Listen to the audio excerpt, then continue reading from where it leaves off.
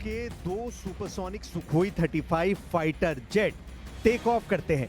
एक बड़े attack mission की तैयारी है। दोनों फाइटर जेट पर मिसाइल लोड है और अब टारगेट की तलाश हो रही है। पुतिन ने यूक्रेन से आगे अपनी ताकत दिखानी शुरू कर दी है। आसमान के बाद समंदर देखिए। ये रूस के एडमिरल गोर्शकोव क्लास का फ्रिगेट एडमिरल गोलोवको है। इसमें लगे एयर डिफेंस सिस्टम को चेक किया जा रहा है। ये फ्रिगेट कलिब्र और जिरकॉन जैसी मिसाइलों से लैस है।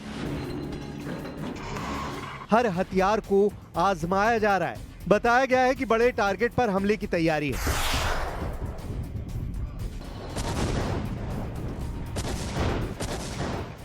उधर जमीन पर पुतिन ने अपनी ऑनिक्स एंटीशिप क्रूज मिसाइल को लॉन्च करने की तैयारी कर ली है। यह मिसाइल 800 किलोमीटर तक वार करती है।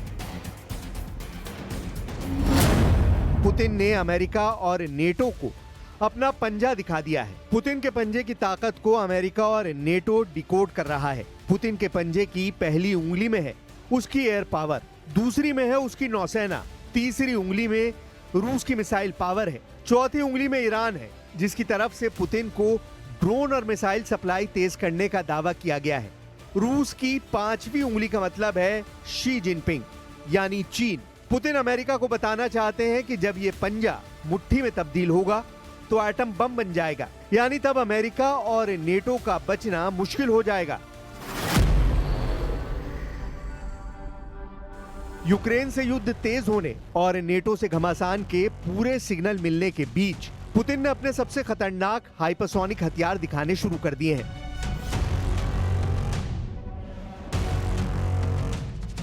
पहली है जिरकॉन मिसाइल। बैरेंट्स सागर में इस मिसाइल को दागकर पुतिन ने बता दिया है कि नेटो के अगले कदम के लिए वो खुद जिम्मेदार होगा, क्योंकि फिर पुतिन की ये मिसाइल युद्ध का फैसला करेगी। दूसरी है Kinjal missile. MiG 31 fighter jet पर इस मिसाइल को दिखाकर पुतिन बता रहे हैं कि समंदर के साथ आसमान से भी हाइपरसोनिक रफ्तार से मौत बरसेगी। ये दोनों मिसाइल पुतिन की सबसे तेज और सबसे घातक हथियारों में शामिल है। इस बात का ऐलान पुतिन 2024 में ही कर चुके हैं।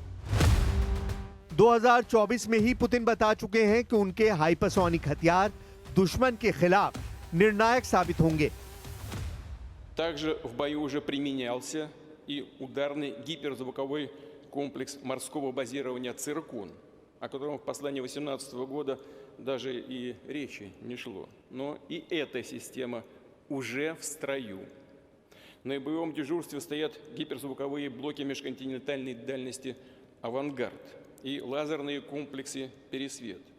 Завершаются испытания крылатой ракеты неограниченной дальности «Буревестник». सवाल है कि पुतिन ने यूक्रेन युद्ध के बीच हाइपरसोनिक हथियारों के साथ अपना समुद्री बेड़ा दिखाना क्यों जरूरी समझा? क्यों पुतिन जंगी जहाजों से अभी मिसाइल फायर करके दिखा रहे हैं और सुपरसोनिक फाइटर जेट को भी किंजल जैसी बैलिस्टिक मिसाइल से लैस कर चुके हैं? ये रूस का मिग 31 फाइटर जेट है जो दुनिया का सबसे तेज फाइटर जेट माना जाता है। बैरेंट्स सागर के करीब ये एक रशियन एयरफोर्स बेस से उड़ान भरता है। इसकी लोकेशन सीक्रेट रखी गई है। आसमान में पहुंचने के बाद रूस इसकी लोकेशन बताता है बैरेंट्स सागर, और इस दौरान बादलों से ऊपर उड़ते हुए इस विमान की सबसे बड़ी खासियत दिखाई जाती है।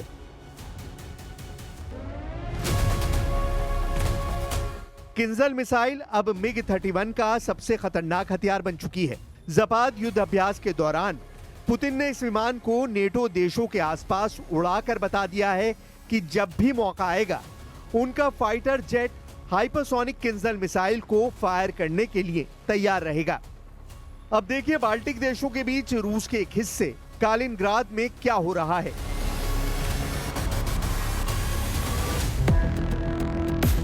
यह है पुतिन का छोटी दूरी का बहुत ही खतरनाक बैलिस्टिक मिसाइल सिस्टम इस्कंदर। इसे इस जगह छुपाकर रखा गया था। अब जपाद युद्ध अभ्यास के दौरान इसकी तैयारी आजमाई जा रही है। लॉन्चिंग ऑर्डर मिलने के बाद इस मिसाइल लॉन्चर को फौरन तैयार किया जाता है। इसके अंदर की रेंज 500 किलोमीटर है, लेकिन कालिनग्राद में तैनात किए जाने के बाद ये नेटो के 4 देशों को अपना शिकार बना सकती है। यूक्रेन के साथ साथ 4 और देशों पर अब इस्कंदर मिसाइल का खतरा मंडराने लगा है। इसमें लातविया है, लिथुआनिया है, एस्टोनिया है और सबसे बड़ा डर पोलैंड को भी है। कालिनिंग्राद में इन सभी देशों तक इस्कंदर जैसी छोटी दूरी की मिसाइल से हमला किया जा सकता है। ट्रंप की बेरुखी देखकर अब यूरोप के 3 देशों ने नेटो का नेतृत्व करने का फैसला कर लिया है। यही देश पुतिन की नजरों में सबसे ज्यादा खटक भी रहे हैं, क्योंकि इन्होंने यूक्रेन को सुरक्षा गारंटी देने का वादा किया है। इसमें ब्रिटेन है, इसमें फ्रांस है और इसमें जर्मनी है। ये तीनों देश कह रहे हैं कि हमें किसी भी इमरजेंसी के लिए तैयार रहना होगा। इनमें भी केयर स्टारमर और इमैनुअल मैक्रोन सबसे ज्यादा सक्रिय हैं, जबकि जर्मनी ने कहा है कि वो यूक्रेन में सेना नहीं भेजेगा। इटली की प्रधानमंत्री जॉर्जिया मेलोनी ने भी साफ कहा है कि वो यूक्रेन में फौज नहीं भेजेंगी। हालांकि वो यूक्रेन के बाहर ज़ेलेंस्की की फौज को ट्रेनिंग देने के लिए तैयार है।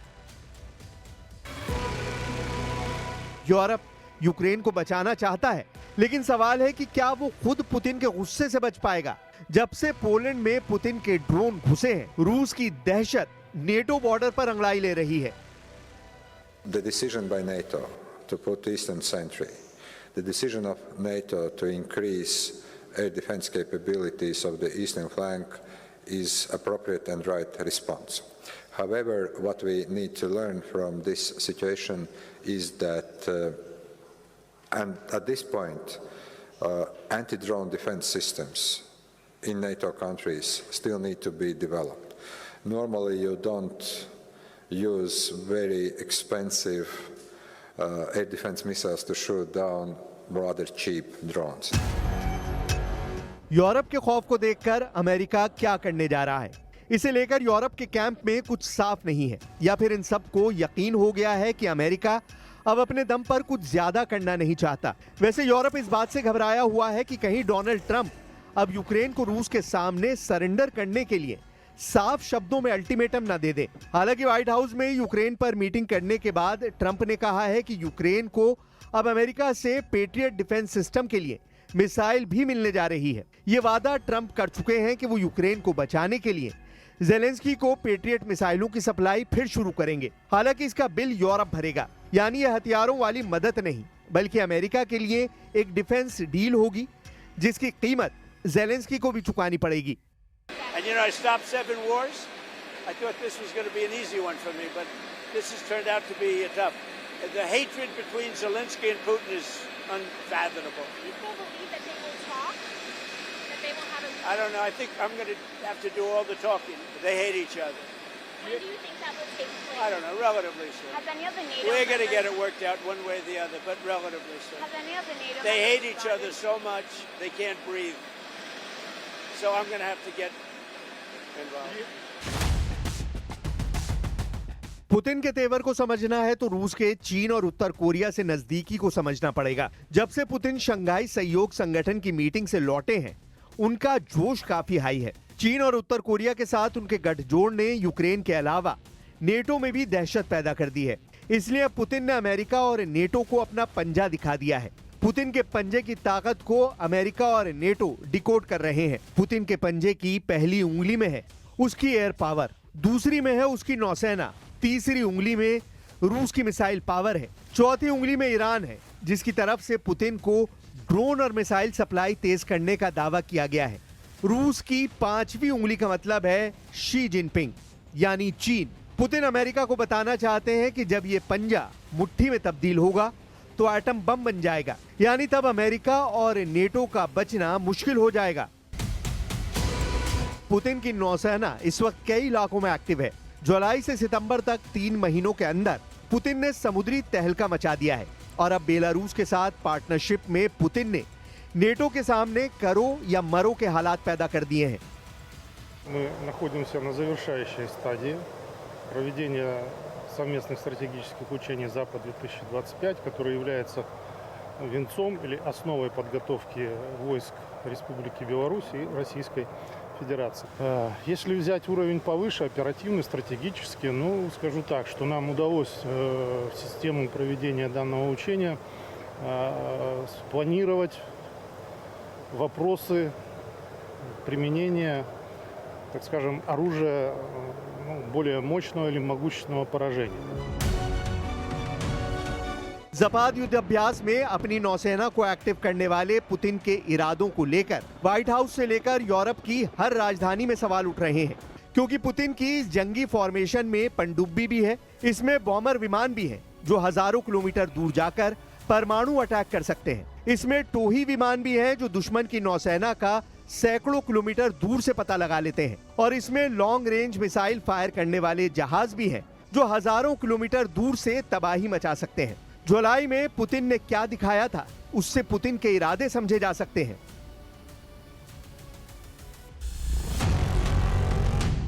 प्रशांत महासागर, आर्कटिक महासागर, बाल्टिक सागर और कैस्पियन सागर, दुनिया में इन 4 इलाकों में पुतिन ने बहुत ही खतरनाक युद्ध अभ्यास किया और इसका नाम रखा है जुलाई स्टॉर्म, यानी जुलाई का तूफान।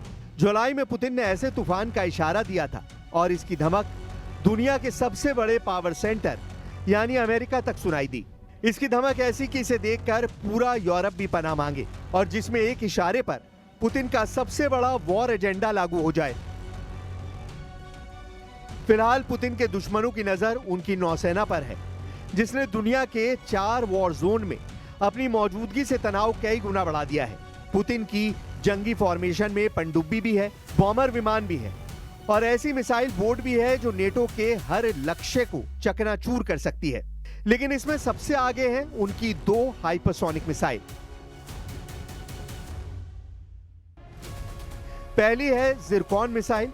बैरेंट सागर में इस मिसाइल को दागकर पुतिन ने बता दिया है कि नेटो के अगले कदम के लिए वो खुद जिम्मेदार होगा, क्योंकि फिर पुतिन की ये मिसाइल युद्ध का फैसला करेगी। दूसरी है केंजल मिसाइल। मिग-31 फाइटर जेट पर इस मिसाइल को दिखाकर पुतिन बता रहे हैं कि समंदर के साथ आसमान से भी हाइपरसोनिक रफ्तार से मौत बरसेगी।